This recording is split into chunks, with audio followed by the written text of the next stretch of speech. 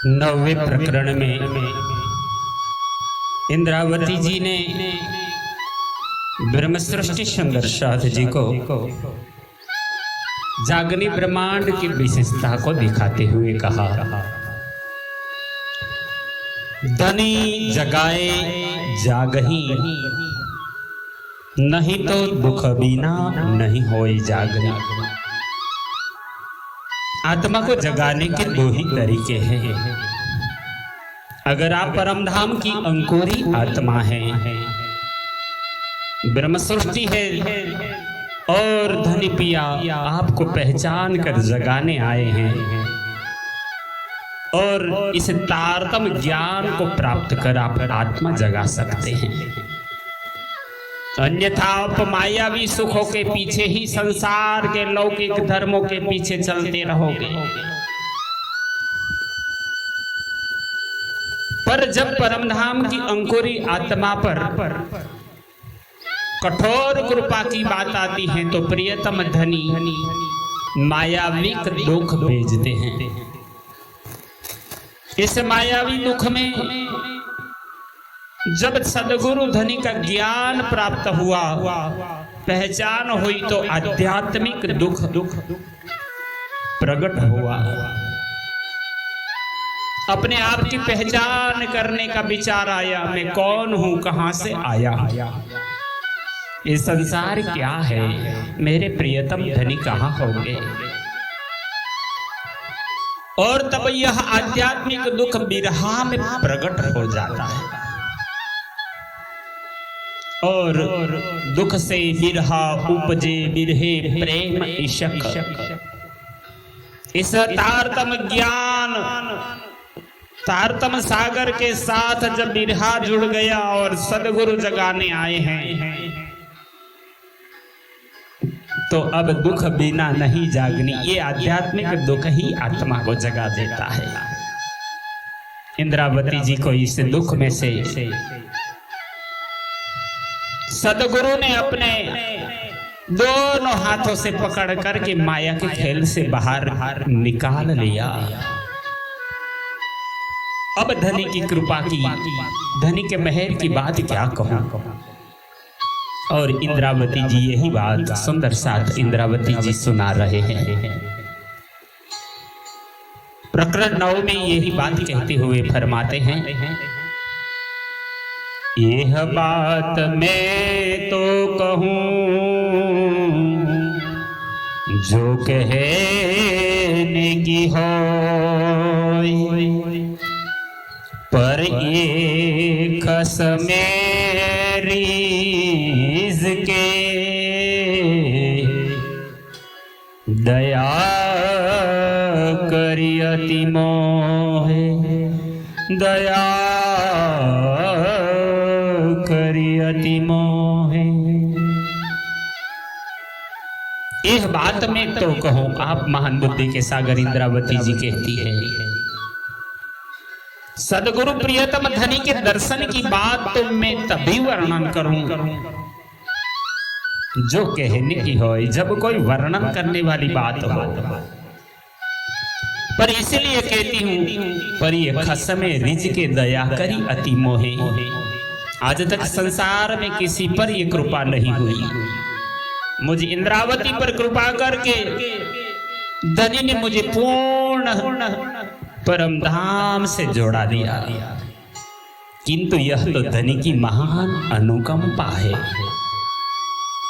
जो मुझ पर प्रसन्न होकर इस प्रकार दया दृष्टि की है। सुनियो बानी सुहागनी, दीदार दिया पिया जब। अब महान बुद्धि के सागर श्री इंद्रावती जी कहती हैं, सुंदर साथ जी, परमधाम के अर्धांगिनी अंगना के मूल संबंधी सुंदर साथ जी, इस हकीकत के वचनों को सुनो कि हबसा में सदगुरु धनी ने मुझे दर्शन दिया तो मेरे दिल से अज्ञानता के भ्रम के पर्दा दूर हो गया अंदर पर्दा उड़ गया, हुआ उजाला सब। जब ब्रह्म का पर्दा दूर हो गया और हृदय में अखंड तारतम्य ज्ञान के प्रकाश का उजाला हो चुका है, पिया जो पार के पार है, तीन खुद खोले द्वार। हमारे प्रियतम धाम धनी जिन्हें हम जानते नहीं थे, आज वो प्रकट हो गए। अक्षरातीत धनी जो संसार से परे तथा निराकार मोह तत्व से भी परे, परम धाम के हमारे दूल्हा है। उन्होंने स्वयं आवेश के स्वरूप में आकर मुझे सद्बुद्धि, जागृत बुद्धि और अत्यंत कृपा कर परमधाम की लीला के दरवाजे खोले हैं। पार दरवाजे तब देखे जब खोल दिखाया पार, लेकिन उन दरवाजों से पार अक्षरातीत की लीला का दर्शन तभी हुआ जब उन्होंने स्वयं अपनी लीला को दिग्दर्शन कराया। कर पकर बैठाई के आवेश दियो मोहे अंग। आप महान बुद्धि के सागर इंद्रावती जी सुंदर साथ जिसे कहते हैं महामंगलपुरी धाम सूरत की लीला है। मेरा भ्रम दूर करके दृढ़ विश्वास के साथ मेरे प्रियतम धनी, एक तरफ निजानंद स्वामी देवचंद्र जी, एक तरफ श्री कृष्ण जी ने हाथ पकड़कर पकड़ बैठाई के आवेश दियो मोहि अंग, जागृत किया और मेरे अंग में प्रवेश कर उन्होंने मुझे अपना आवेश प्रदान किया। तादिन थे दया पसरी, पल पल चढ़ते रंग। उसी दिन से धनी की दया का विस्तार मुझ पर हुआ और दिनों दिन उस ब्रह्मानंद का रंग चढ़ता ही गया। हुई पहचान भी सो तब कहो महामति नाम। प्रणदार सुंदर साथ जी अद्वितीय लीला है। इंद्रावती धाम धनी प्रकट करके पहचान करा रही है। हबसा में मुझे धनी के दर्शन होने पर मूल संबंधों पर दृढ़ विश्वास हुआ तो धनी के अंगी अंगना के रूप से मुझे अपनी पहचान हुई। उन्होंने मुझे अपना कार्य बताकर महामती नाम से संबोधित किया। अब मैं हुई जाहिर दिखाया वतन श्रीधाम, और उसी नाम से मैं अपने आप को प्रकट करती हूँ। मैंने परमधाम का दिग्दर्शन कर लिया है और अब मैं समय के अनुसार बुद्ध निष्कलंक अवतार के रूप में प्रकट हुई हूँ। बात कही सब वतन की, सो निरखे में निशान। अब इंद्रावती जी कहती है धनी के प्रकट होकर मेरे धाम हृदय में बैठ गए हैं। तब वेद शास्त्रों में जो संकेत लिखे थे और सदगुरु धनी ने पहले जो मुझे परमधाम की बातें बताई थी, वे सब मैंने अपनी अंतर्दृष्टि से देख ली है। प्रकाश पूर्ण दृढ़ हुआ, उड़ गया उन्मान, और परमधाम का उस प्रकाश पर मुझे पूर्ण विश्वास हो गया। और जो अनुमानित संदेह था, शंकाएं थी, भ्रम था, वह भी दूर हो गया है। आपा में पहचानिया सनमंद हुआ सत। मेरे सदगुरु धाम धनी ने मुझ पर बहुत बड़ी कृपा की। सदगुरु धनी ने जो मूल संबंध बताया था, उस पर अब दृढ़ विश्वास होने से मैंने अपनी आत्मा की पहचान कर ली है। और जो उन्होंने बताया था वह संबंध सिद्ध हो गया। ये महेर कहीं न जावही, सब सूद परी उत्पत। इसके साथ ही संसार के उत्पत्ति का भी ज्ञान अब मुझे हो गया है। ये संसार क्यों बना है, किसने बनाया है। इस प्रकार जो कृपा कर धनी ने मेरे ऊपर बड़ी दया की है, उसका वर्णन मैं नहीं कर सकती। मुझे जगाई जुगत सो सुख दियो अंग आप। इस प्रकार धनी ने बड़े यत्न करके मेरी इस सुसुप्त आत्मा को जागृत किया और अपने स्वरूप का मेरे हृदय में प्रवेश कराकर कंठ लगाई कंठ सो या विध कियो मिलाप। आपने मुझे अपने अंग का सुख दिया और अपने कंठ से लगाकर मुझसे मिलाप किया। खासी जान खेड़ी जिमी जल सिंचिया खसम। ऐसे तो 12,000 ब्रह्मात्माएं थी, पर उन सब में मुझे खास अपनी मानी थी मानकर, विशेष अंगना जानकर, धनी ने अपनी खास अंगना जानकर मेरे दिल में विराजमान होकर मेरे हृदय रूपी भूमि को खंडनी के वचनों रूपी हल से जोत कर उसको अपने प्रेम जल से सींचा। बोया बीज वतन का सो गया वाही रसम। और उसमें तारतम ज्ञान रूपी बीज बोया, उसके फल स्वरूप उसी प्रकार का यह रसमय वृक्ष ब्रह्मवाणी ब्रह्म ज्ञान तारतम सागर उत्पन्न हुआ है। बीज आत्म संग निज बुध के सोले उठिया अंकुर। इंद्रावती जी कहती है, सुंदर साध जी, मेरी आत्मा रूपी भूमि में तारतम ज्ञान रूपी बीज से निज अक्षर की बुद्धि रूपी रसायन पाकर मूल संबंध रूपी अंकुर उदय हो गया है। या जुबाई न अंकुर को क्यों कर कहूं सो नूर। एतएव इस झूठे वजूद की जुबान से परमधाम के अंकुर की बात एवं उसके ज्ञान रूपी प्रकाश का किस प्रकार से मैं वर्णन करूं। ना तो ये बात जो गुज की सो क्यों होए जाहिर।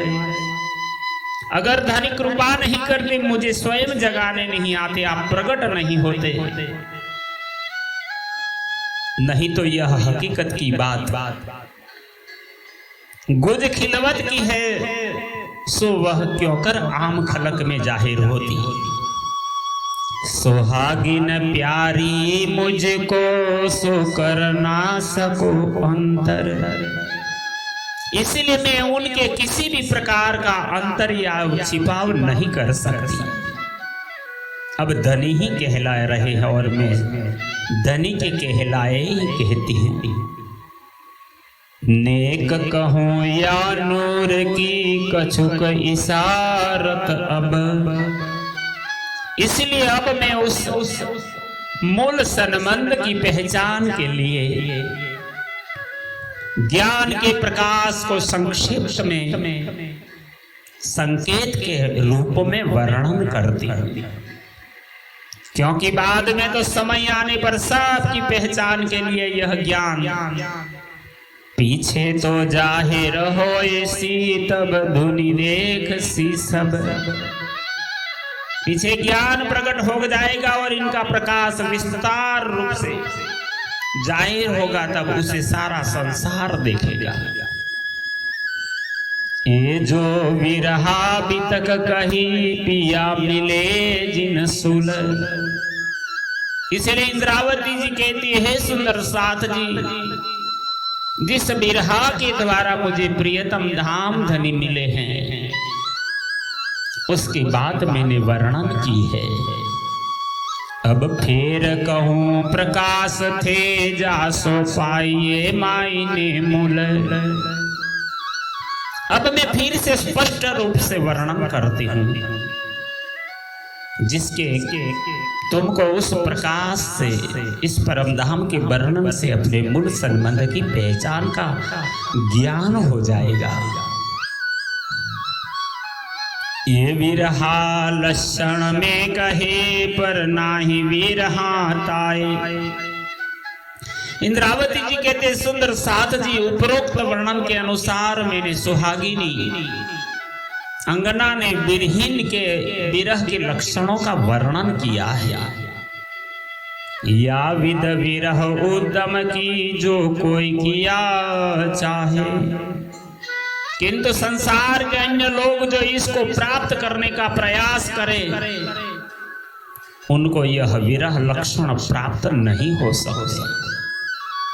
विरह सुनते पीऊ का आहे ना उड़ गई जिने। धनी के इस विरहा को सुनकर जिनकी आत्मा आह से ना उड़ी, अर्थात जो अपनी आत्मा का बलिदान नहीं कर सकी, ताए वतन सैया यो क्यों कहे नाही नए विरहीन। उनको मूल संबंधी की सुहागनी की इस प्रकार कहती है कि वह विरहीनी नहीं हो सकती, ये जगत का जीव होगा। जो होवे आपे विरहनी सो क्यों कहे विरहा सुध। जो स्वयं विरहीनी हो वह विरहा की हकीकत किस प्रकार वर्णन कर सकती है, क्योंकि विरहा का नाम सुनकर ही शरीर में जीवात्मा नहीं रह सकता। सुन विरहा जीव ना रहे तो विरहीन कहाँ थे बुध। जब जीवात्मा ही शरीर में नहीं रहता, वो विरहा के ज्ञान पर ही तन को छोड़ता है, तो फिर विरहनी को वर्णन करने के लिए होश हवास और बुद्धि कहाँ से रह सकती है। पतंग कहे पतंग को कहाँ रहा तू सोई। आप इंद्रावती जी एक सुंदर दृष्टांत देते हुए कहते हैं, एक पतंग जिनको अंधेरा अंधकार प्रिय है, इनका स्वामी, इनका प्रियतम अंधकार है। एक बार एक पतंगा ने दूसरे पतंगा को बुलाया, चल मैं तुझे कुछ दिखाता हूं, कब तक यहां सोता रहेगा। दीपक पर मर मिटने वाला पतंग दीपक को प्रज्वलित देखकर दूसरे पतंग से जाकर कहे कि तू कहाँ सोता है। मैं देखा है दीपक, चल दिखाऊं तो है। वो पतंग दूसरे पतंग को कहते हैं, मैंने दीपक देखा है और चल तुझे भी दिखा दूं। के तो ओ दीपक नहीं या तू पतंग नहीं। तब वो पतंगा कहने लगा, जो सुन रहा था, कहता है दूसरा पतंगा उसको जवाब देता है कि तूने जो देखा है वह या तो दीपक नहीं है या तो तू पतंगा नहीं। पतंग कहिए तीन को जो दीपक देख झम पाए, क्योंकि पतंगा उसी को कहा जाता है जो दीपक को देखकर उस पर मर मिटे।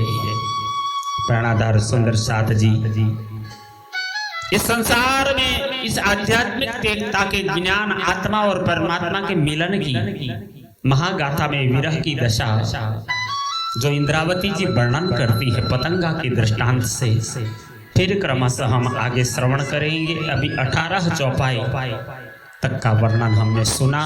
श्री कृष्ण प्रणामी मंदिर पिपलाता से आचार्य जगदीश चंद्र भट्ट वाणी विशारद पद्मावती पुरी धाम पन्ना और इस कार्य से जुड़े हुए हमारे धर्मानुरागी अंकुर कुमार पडियार हम दोनों का प्रणाम स्वीकार करें।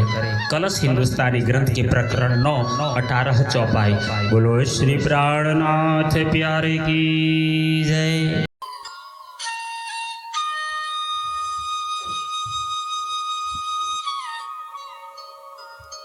बोलिए श्री प्राणनाथ प्यारे की जय। श्री सतगुरु महाराज की जय। श्री बाईजुराज महाराज की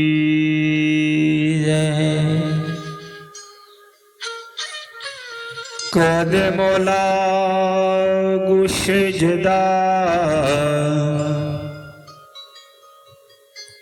पकड़ के दो पाई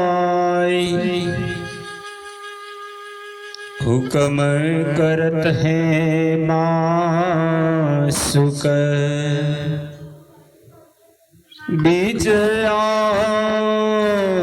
आशिक के दिल आए मासुक तुम्हारी अंगना तुम्हारी अंगना के मासुक ये हुक्मे इलम दृढ़ किया रूह जू क्यों न हो टुक टुक रूह जू क्यों न हो टुक टुक। बोलिए श्री कृष्ण कन्हैया लाल की जय। आइए पूर्ण ब्रह्म अक्षरातीत सच्चिदानंद स्वरूप श्री राजश्यामा जी के दिव्य नूरी आनंद देने वाले आनंदमय चरणों का ध्यान करते हुए इस जागने के महान ब्रह्मांड में आत्मा को जगाकर परम धाम के मूल स्वरूप को पहचानते हुए अखंड आनंद एवं मुक्ति प्राप्त करने हेतु इस माया के झंझल से इस मायावी बंधन से मुक्त होने का अवसर जब आया है सारों के सुख कारणे तो प्रकट भई श्री महामत संसार में ब्रह्म सृष्टि के साथ जीव मात्र को अखंड मुक्ति देने के लिए इस 28वें कलिकाल में प्रकट होने की भविष्यवाणी जिनके लिए की गई थी। आओ सी धनी सब कोई कहे आगमी करे पुकार सो सत्यवाणी सबों की करी अब आए के करो दीदार। आप सदगुरु हदि महान बुद्धि के सागर श्री विजयाभिनंद बुद्ध निष्कलंक अवतार इंद्रावती जी स्वरूपा महामती श्री प्राणनाथ जी ब्रह्म सृष्टि सुंदर साथ जी को श्री 5 नवतनपुरी धाम जामनगर में जो हबसा की लीला कही गई है, कुरान में भी गाया है, हबसा के बादशाह प्रकट होंगे, मिस्र की ईंटों की बरसात होगी। इस लीला चरित्र को आपने श्री 5 महामंगलपुरी धाम श्री कृष्ण प्रणामी मोटा मंदिर सूरत में विराजमान होकर परमधाम की 5 शक्ति संयुक्त होकर कलश वाणी का गुजराती में अवतरण हुआ था। आप सदगुरु और पूर्ण ब्रह्म परमात्मा श्री कृष्ण के स्वरूप में प्रकट होकर आपको ही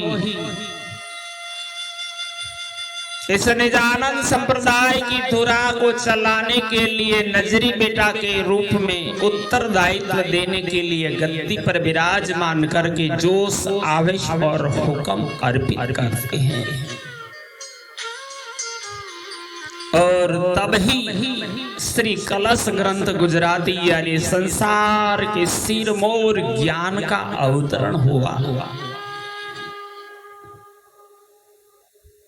जो नवनीत है, सार रूप है, सर्व शास्त्रों का निचोड़ करके परमात्मा का पहचान और दर्शन करवाता है। आप महान बुद्धि के सागर इंद्रावती जी ने यही वाणी को अनूप शहर से दिल्ली के मार्ग में पुनः हिंदी भाषा में भाषांतर में रूपांतर करते हुए समय और स्थान के अनुकूल और जरूरी होने लगा तो ज्यादा ज्ञान को सम्मिलित करके सबसे बड़ा ग्रंथ प्रकट किया, जो कलश हिंदुस्तानी ग्रंथ के नाम से जाना गया। हम कलश हिंदुस्तानी ग्रंथ के 8 प्रकरण में इंद्रावती जी की अखंड वाणी, बेहद वाणी, ब्रह्म वाणी, तारतम वाणी को श्रवण कर रहे हैं।